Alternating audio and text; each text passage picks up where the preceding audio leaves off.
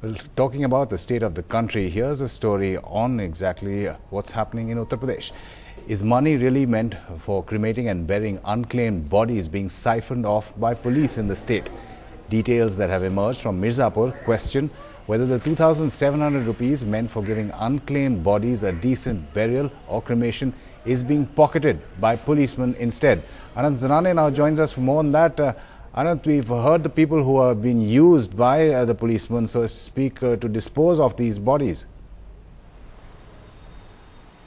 Well, yes, this is the manner in which bodies have been handled or have been reported to be handled in Mirzapur. And what has essentially happened here is that there are two constables.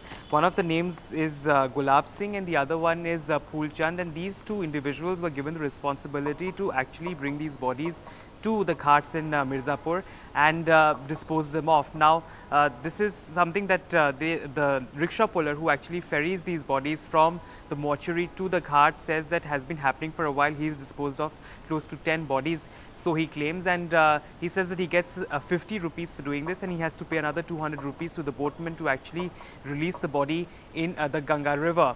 Now, this is something when we asked the district authorities, they dismissed this as a one-off incident. They said that this is something that has happened as a result of the ignorance of those two constables who were given this responsibility. But clearly locals were complaining about the fact, Amitabh, that bodies had been washing up on the shores of the Ganga in Mirzapur, and they were curious about why this is happening.